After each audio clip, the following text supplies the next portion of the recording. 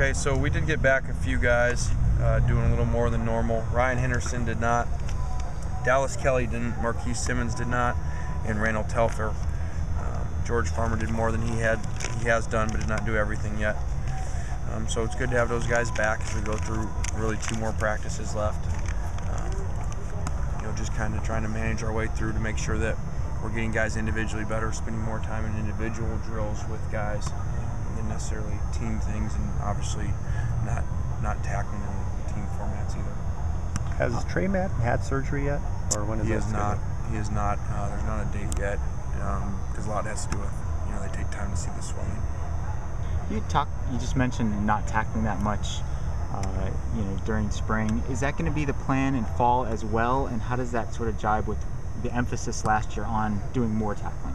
Yeah, we will at times some. I think we'll be in a little different place than we were 1 year prior to that because there's so much experience returning on defense. So we do know what guys are doing.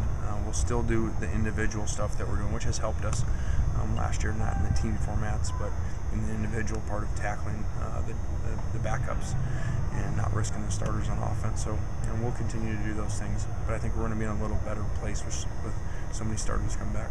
Do you have one guy that you think has just been the most consistent this spring? I think Marquise, outside of when he was gone to track, he missed a couple of balls the other day on Saturday, but really he's just been dominant in almost everything, and Nikel Roby's right there with him. So I'd probably say those 2 guys, and I'd throw TJ McDonald in there as well. How is this defense going to look differently after you've seen them this spring, next fall? How are they going to look to USC fans?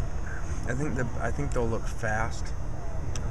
I think that they will be undersized, especially in the front 7. When you look at Dion and then the defensive tackles, but I think they'll have really good ball skills in the back 7 and make a bunch of significant plays, and hopefully we get to add 2 safeties to that, and Gerald Bowman, and hopefully Josh Shaw will get cleared, so we can add some depth there as well. You had Woody out and quite a few walk-ons in playing. Did you expect that many takeaways from the defense? No, you don't ever expect that many, but also understanding the circumstances, as you mentioned. It's tough for the quarterbacks because there's some guys in that don't know what they're doing. That have been with us, just got with us this spring, just to fill some spots. So, it is what it is, and I think that we'll see those come down in the fall. How many interceptions were there today? I think there were 4. How good do you think the linebacking core can become? All those guys were basically freshmen last year. Yeah, they were. You're right. They were, and Trey was over there as a freshman as well. So I think they can be really good. And it is unique to have 3 returning starters that will only be sophomores. So they're finishing up their freshman year right now. So I think the sky's the limit there. Like the front 7, they're not real big. They're a little bit undersized, but I think they'll make a number of plays. I saw Devon Kennard beat Kevin Graff off the line like 3 times. Are you concerned with Kevin Graff's ability to handle a fast defensive end like that? Yeah, we are, and it's things that we're working on in the pass rush situations. And at times early in the season, he struggled with that, especially at Arizona State. And so we'll continue to work with him on that. Both sides have the same issue right now. With the speed rushers. Mm-hmm. Did you guys do more running today after practice than usual? No, we've done that. We just do different things depending on the days. Sometimes more distant stuff, which are called bouts there, and sometimes are more play drives. Barkley looked pretty comfortable out there, especially doing red zone routes. Can you sort of talk about his day today? Yeah, Matt's very comfortable in what we do, and even when we add new stuff, he seems to know it so well. He just gets frustrated at times, because of the lack of personnel around him right now with all the injuries and guys out. So that's happened to him before. It happened last spring too, especially up front. We had a bunch of guys up front out, so he knows the drill. And once we get all those guys back, he'll play even better. It looked like Buck really kind of let it go in a couple runs today, more so than Saturday. Did he look more comfortable out there? He did. I think Saturday he wasn't really in the right frame of mind that he was going to go, and we pretty much forced him to go because he'd just been out long enough. And so I think today he was mentally prepared more that he was going to go the whole time. How do you think Max and Cody have handled the personnel problem or issues around them? I think they've done well. they don't get as frustrated as Matt because it's still new to them. But I think they've handled the huddle really well, the offense and getting people lined up. I think that they both seem to be very experienced for guys that are just freshmen. Are you planning to pick a guy this spring?